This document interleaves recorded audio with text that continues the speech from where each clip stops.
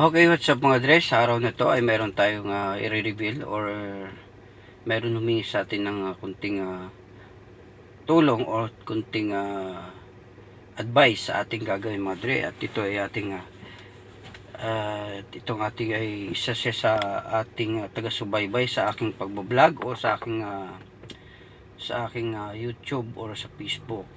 So siya ay nag-message sa akin mga Dre para matulungan ko siya sa kanyang problema kung ano dapat ang kanyang gagawin. So sinasabi ko mga Dre, ito ay hindi ko alam or hindi ko kaya din ng kanyang problema, pero sabi ko sige, tatry ko ang ating gagawin or subukan natin.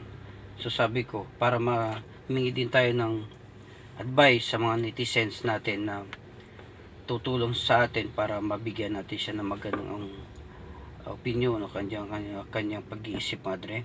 So basahin natin mga Dre ang kanyang sinabi sa akin. Dear Kuya R, ako po ay tawagin na lang natin siya mga Dre sa pangalan niya, hindi natin tunay pangalan para maitago natin yung kanyang pangalan. Siya tawagin natin niya ay si Stella. Siya ay si Stella, isa po akong OFW dito sa ibang bansa, sa ibanggitin nating lugar sa Saudi.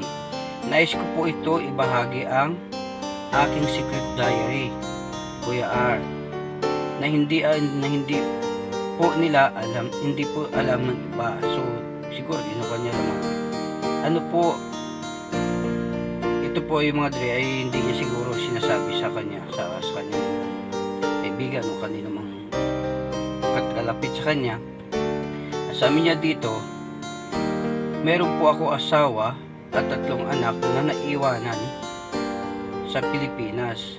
Nais ko pong humingi ng opinion ninyo mga netizens kung ano po ang aking gagawin dahil sa mali na nagawa ko po dito sa ibang bansa. Sumihingi nga siya ng natin alam po anong nagawa niyang mali or anong nagawa niya kaya gusto niya humingi ng tulong.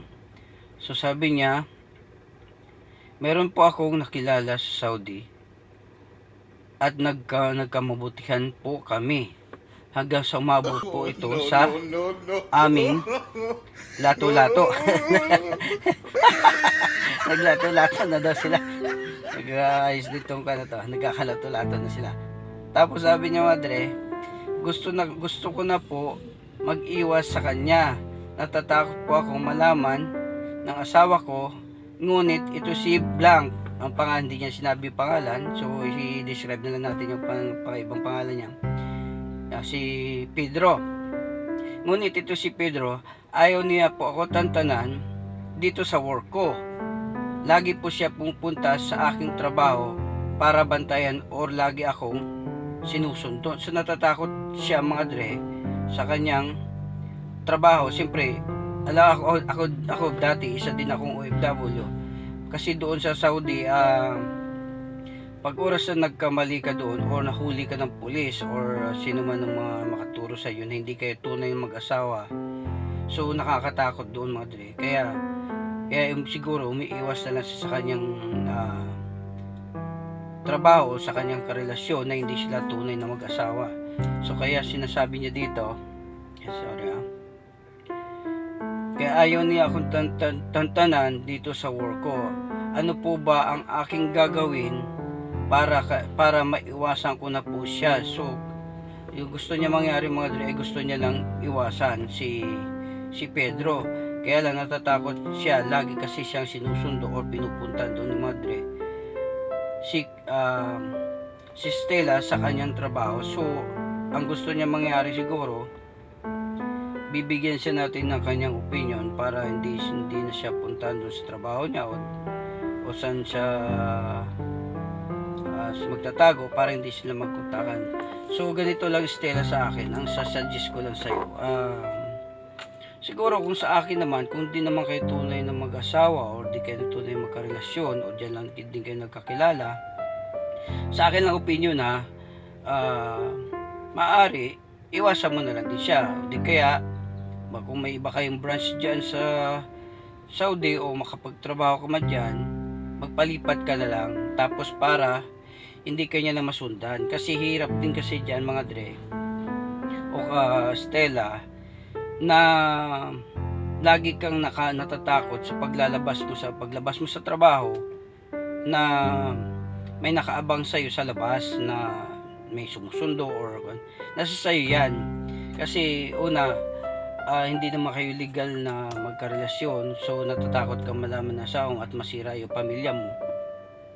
So masuggest ko lang, maganda din naman yan na umiwas ka na lang para hindi pa lumala ang yung problema hanggang maaga pa, agapan mo na. Kasi hindi mo malalaman, hindi natin alam na balang araw malalaman din ng pamilya mo o asawa mo, kasi nasa akala ng asawa mo nasa abroad ka lang din. Kasi una, isa rin akong FW pero hindi ko naman nagawa yan. Kaya lang, ang point ko lang dun sa nakikita ko dyan dati na ganyan lang, mag-iwas-iwas ka na lang.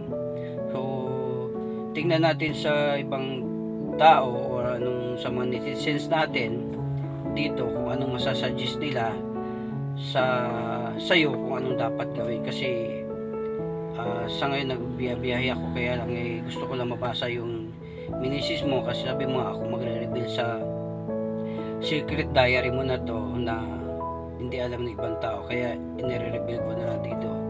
So ganito lang Stella, so hingi tayo ng mga opinion sa mga kapwa natin dito.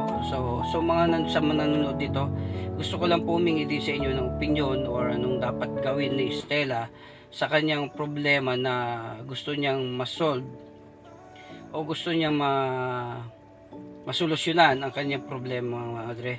So sana mag-comment kayo dito sa baba or sa video na to para mabasa natin o mabasa niya rin doon sa baba kung ano po yung mga kino-comment nyo or sinishare nyo sa kanya, para mayroon siyang idea. Kasi mahirap po kasi doon na pressure siya or pressure sa pag-iisip, pressure sa trabaho. So baka mamaya makapag-isip na hindi maganda. So tulungan natin to si Stella sa kanyang problema. Sana mabigyan natin siya ng maganda solusyon para hindi na rin siya puntahan ng kanyang kakilala or something kalatulato. Wow! Kalatulato niya doon. So sana matulungan natin siya mga netizen sa kanyang problema. So tulungan niyo rin ako para mabigyan siya natin ng solusyon ng address sa kanyang problema. So sana mabasa niyo to pagka na-upload ko to ang kanyang ni-reveal sa akin. So actually hindi ko sana to i-reveal, kaso nagko-question na sana may reveal ko para ma-upload ko daw at may share ko sa Facebook or sa YouTube. So mga dre, so kasi ako hindi naman ako ganitong ganitong pagbablog ko. Ang sa akin lang ng pagbablog ay kahit kung ano-ano lang naman may i-vlog ko. Pero kung sino man ang gusto din na gusto i-reveal sa gagawin natin itong pagbablog na secret diary, kung ano man po ang iyong tinatago, pwede mo akong i-chat or pwede mo akong i-message dito sa Facebook ko o di kaya sa Facebook page ko, para i-reveal din natin dito kung anong mga problema nyo or anong mga hinanaing nyo sa buhay. Siyempre hindi mo naman, kung wala ka naman mapagsabihan sa iba, so dito natin may open. So kailangan natin i-open yung ating nararamdaman sa loob, kasi mahirap isip or damdam na ikaw lang nakakaalam. So sana matulungan natin yung isa't isang madre. So sana wag tayong alingan, kasi mahirap pag sa abroad, kasi napipressure ang utak natin, ang pagtatrabaho natin nadadamay. Kaya dapat meron tayong natawag na laging fresh ang ating pag-iisip or sa laging malinis o wala tayong iniisip na kung ano, para yung pamilya natin ay matino o walang hindi ka siraan ng ating pamilya, di ba mga dre? So siguro mga dre, hanggang dito na lang natin ang ating tatapusin.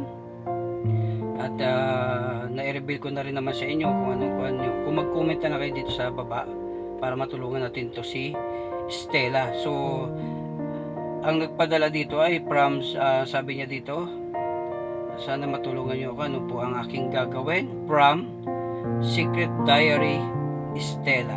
So mga dre, don't forget na rin sa pag-subscribe sa akin channel at pag-share para matulungan natin si Stella sa kanyang problema na masolusyonan ang kunting problema niya sa buhay.